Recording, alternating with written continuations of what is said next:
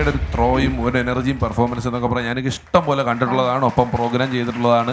ഒരു ഗംഭീര പെർഫോമറാണ്. സ്ക്രിപ്റ്റ് എഴുതും, ഇഷ്ടംപോലെ കോമഡി പരിപാടികൾക്ക് എഴുതിയിട്ടുണ്ട്, കോമഡി പെർഫോം ചെയ്തിട്ടുണ്ട്, സിനിമയിൽ അഭിനയിച്ചിട്ടുണ്ട്. ഹലോ ദുബായിക്കാരൻ എന്ന് പറയുന്ന ഒരു സിനിമ ഡയറക്റ്റ് ചെയ്തിട്ടുണ്ട്. ചെറിയ കാര്യങ്ങളല്ലേ ഇതെല്ലാം. അതിൽ ഞാൻ വലിയ ഒരു റോള് അഭിനയിച്ചിട്ടുണ്ട്. ധർമ്മജൻ വലിയ വേഷം അഭിനയിച്ചു. അത് മാത്രമല്ല, യൂസഫിയുടെ ഒരു പ്രത്യേകത എന്താണെന്ന് വെച്ചാൽ യൂസഫിയുടെ കൂടെ എവിടെയെങ്കിലും പ്രോഗ്രാമിന് പോയാലും അത് 1 മാസമാണെങ്കിലും 2 മാസമാണെങ്കിലും ബോറടിക്കൂല എന്നുള്ളത്. ഒരാൾക്ക് കൂടെയുള്ള ഒരാളും ബോറടിക്കാത്ത വിധത്തില് കഥകള് പറഞ്ഞ് പ്രസന്റ് ചെയ്ത് നമ്മളുടെ സദസ്സുകളെ ചിരിപ്പിക്കുന്നതിലൊരു വലിയ നൈപുണ്യമുള്ള ആളാണ് യൂസഫക്ക. ഇപ്പൊ യൂസഫക്കയുടെ ഏറ്റവും പുതിയ വിശേഷം എന്താ യൂസഫക്ക? ഒരു ഭാഗ്യം എന്ന് പറയാം. ലാൽ ജോസാർ, ഇക്ബാൽ കുറ്റിപ്പുറം എന്ന 2 ലെജൻഡിന്റെ ഒരു പടമായ മ്യാവു എന്ന സിനിമയിൽ ഒരു 4 പേരിൽ ഒരാളായിട്ട്, അതായത് സൗബിനും മമതയും നായകൻ, പിന്നെ സലിംകുമാറും ഞാനുമാണ് ആ സിനിമയിൽ വലിയ ഒരു വേഷം ചെയ്തിരിക്കുന്നത്. ചന്ദ്രേട്ടൻ എന്നൊരു കഥാപാത്രമാണ്. വളരെ സന്തോഷം. അത് ഡിസംബർ ജനുവരിയൊക്കെ റിലീസാകും. അതെ, അതിന്റെ ഒരു ഹാപ്പിയിലാണ്. അതിന്റെ ഹാപ്പിയാണ്. അത് ഗംഭീരമാകും. വലിയ ബിസിനസ്സുകൾ തുടങ്ങിയിട്ട് പൊളിഞ്ഞ് നശിച്ച് കടം കയറി ലോൺ അടയ്ക്കാൻ പറ്റാതാകുമ്പോൾ പുള്ളിയെ വിളിച്ചാലും ആ കഥ ഹ്യൂമറായിട്ട് യൂസഫക്ക പറയുള്ളൂ. അത് മാത്രമല്ല, യൂസഫിക്ക് അതേപോലെ ഒരുപാട് ബിസിനസ് ചെയ്തിട്ട് പൊട്ടിയിട്ട് അതിന്റെ കഥകൾ കേട്ടാൽ തന്നെ നമുക്ക് ഒരു ദിവസം എന്റെ ലക്ഷ്യങ്ങൾ പോയത് മറ്റുള്ളവർക്ക് തമാശയിട്ടാണ്. അതായത് നമുക്ക് ഓരോ ആൾക്കാർക്ക് ഒരു പണി പറഞ്ഞിട്ടുണ്ടെന്ന് പറഞ്ഞിട്ടുണ്ട്. എടാ നിനക്ക് പറഞ്ഞേക്കണം ഇതുപോലെ എന്തെങ്കിലുമൊക്കെ കോമഡിയാണ്. പക്ഷെ പരിപാടിയൊക്കെ കുറഞ്ഞു വന്നപ്പോൾ എനിക്ക് തോന്നുന്നു ഇങ്ങനെ പോയാൽ ശരിയാവില്ലല്ലോ, എന്തെങ്കിലും നമുക്ക് തുടങ്ങണ്ടേ. അപ്പൊ പിഷാരുടെ മീൻ കച്ചവടം തുടങ്ങി, ധർമ്മജൻ മീൻ കച്ചവടം തുടങ്ങി. അതിനൊക്കെ ഞാൻ ധർമ്മനെ വിളിച്ചു ചോദിച്ചപ്പോൾ ധർമ്മജൻ പറഞ്ഞു 35 ലക്ഷം രൂപ വേണം ചേട്ടാ മീൻ വിൽപ്പന തുടങ്ങാനും. ഞാൻ പറഞ്ഞു ഒരു കൊട്ടയ സൈക്കിളുണ്ടെങ്കിൽ ഞാൻ വിറ്റ് കിടന്നാലേ ഒരു 2500 പരിപാടി കിടന്നാലേ. ഞാനൊരു 5-8 ലക്ഷം രൂപയൊക്കെ മുടക്കി ഒരു ചെറിയൊരു ബേക്കറി തുടങ്ങി പടുതല ജംഗ്ഷനിൽ. സത്യം പറയാനില്ല, ഇതിനെക്കുറിച്ച് ABCD അറിയാതെ ഒരു കട എടുത്തു, കണ്ടു, റോഡ് സൈഡാണ്, ഇഷ്ടംപോലെ ബൈക്കുകൾ അങ്ങോട്ടും ഇങ്ങോട്ടും രാവിലെ വരെ പോകുന്നു. അപ്പൊ ഈ പോണ ബൈക്കിന്റെ ഒരു 10% നിർത്തിയാൽ ഞാൻ രക്ഷപ്പെട്ടു. അതാണ് എൻ്റെ സംഭവം. അപ്പൊ ബേക്കറി തുടങ്ങി, ഒറ്റ മനുഷ്യൻ കയറിയില്ല. ആദ്യത്തെ ഒരു ഭംഗിക്ക് വേണ്ടി കുറെ കുടുംബക്കാർ വരുമല്ലോ, 1/2 കിലോ അരിവ, മറ്റേ ലഡു, അങ്ങനെ അത് മാത്രം വന്നു. പിന്നെ വന്നിട്ടില്ല അവർ, കാരണം എന്തുമായതുകൊണ്ട് കയറിയതാ.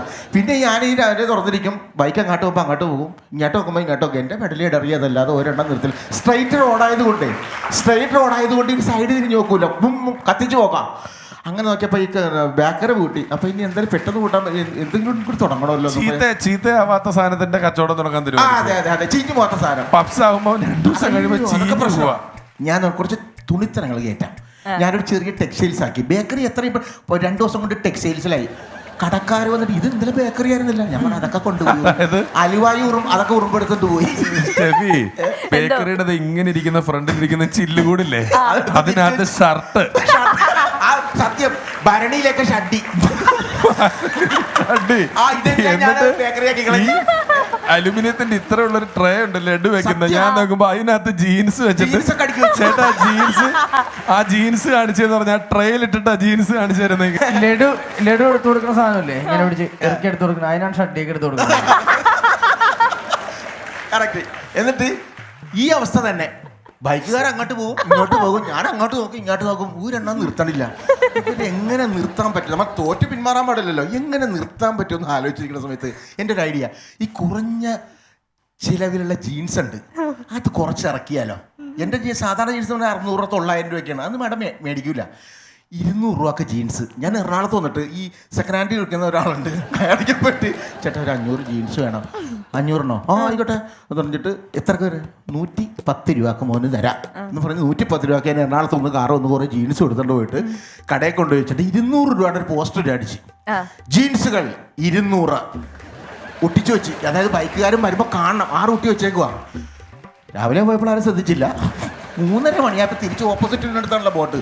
ഒരാൾ കണ്ട് ജീൻസ് വമ്പിച്ച വില കുറവ് 200 ഒന്ന് ചവിട്ടി. ഒരാൾ ആ ജീവിതത്തിൽ ആദ്യമായിട്ട് ഒരാൾ കടയെ കണ്ടിട്ട് നിർത്തണത്. നിർത്തിയിട്ട് എന്നിട്ട് പറയും ഇതെപ്പോൾ തുടങ്ങിയിട്ടായി കടയിൽ? ഞാൻ പറഞ്ഞ 6 മാസമായി. അയ്യോ ഞാൻ കണ്ടില്ലല്ലോ, നിങ്ങൾ തിരിഞ്ഞു നോക്കണം, നല്ല കാണുള്ളൂ. അയാൾ വാങ്ങിക്കുന്നു, 200 രൂപക്ക് വാങ്ങിക്കുന്നു. ഇയാൾ നിർത്തണ കണ്ടപ്പോൾ വേറൊരാളൊന്ന് നിർത്തി, അയാൾ മേടിക്കുന്നു. ഒരു 1/2 മണിക്കൂർ കൊണ്ട് എൻ്റെ കടയുടെ മുമ്പിൽ 10-45 ബൈക്ക്. അതുവരെ ഒരു ഈച്ചക്കാളി പോലില്ലാത്ത കടയിൽ ആളും കൂടി ബഹളം. ഞാൻ ഭയങ്കര കച്ചവടം. ഒരാഴ്ച ഭയങ്കര കച്ചവടം. ഒരാഴ്ച കഴിഞ്ഞപ്പോൾ കംപ്ലൈൻറ്റിൻ്റെ പ്രവാഹം തുടങ്ങി. ഞാൻ കടയിരിക്കുന്ന സമയത്ത് ആദ്യമായിട്ട് മേടിച്ച ആൾ വന്നിട്ട് ചതിയാണ് കേട്ടാ ചെയ്തത്. ഞാൻ പറഞ്ഞു എന്ത് കേട്ടാ, മഴ പെയ്തു. മഴ പെയ്ത് വെള്ളം നനഞ്ഞപ്പോഴേ പുള്ളി കല്യാണ വീട്ടിൽ ചെന്ന് ഷർട്ട് ഇൻ ചെയ്തൊന്ന് ഊരിയിട്ടതാ. ഈ ഇൻ ചെയ്ത ഭാഗത്ത് ഈ ഉള്ളിൽ പോയി മാത്രം നീല ഷർട്ട്, ഇവിടെ വെള്ളയും ഇവിടെ മൊത്തം നീല. കാരണം ജീൻസിന്റെ കളറിളകി പുള്ളി കല്യാണ വീട്ടിൽ കോമാളിയായി. വേറൊരാൾ വന്നേക്കണ്, ഒരു ബംഗാളി, ഒരു ജീൻസും മേടിച്ചോണ്ട് പോയിട്ട് 2 എണ്ണമായിട്ട് കൊണ്ടുവന്നേക്കണം. ഒരെണ്ണം മേടിച്ചോണ്ട് 2 എണ്ണം കൊണ്ടുവന്നേക്കണ്. അത് 2 ഇത് പീസായി പോയെന്ന്. ഒരു കാലമായിട്ട് വന്നേക്കണേ. നമ്മൾ എന്ത് പറ്റിയെന്ന് ചോദിച്ചപ്പോ പുള്ളിസേട്ടാ ഞാൻ ജീൻസ് മലയാളത്തൊക്കെ ഇട്ട് ബൈക്കില് ഇങ്ങനെ കേറി, അപ്പോ 2ആയി പോയി. ഒറ്റ നൂലിലടിക്കണ ജീൻസാണേ. ഒറ്റ നൂലിലടിക്കണ സ്ഥലത്ത് ഇങ്ങനെയൊക്കെ കയറിയ വലിയ രക്ഷയുണ്ട.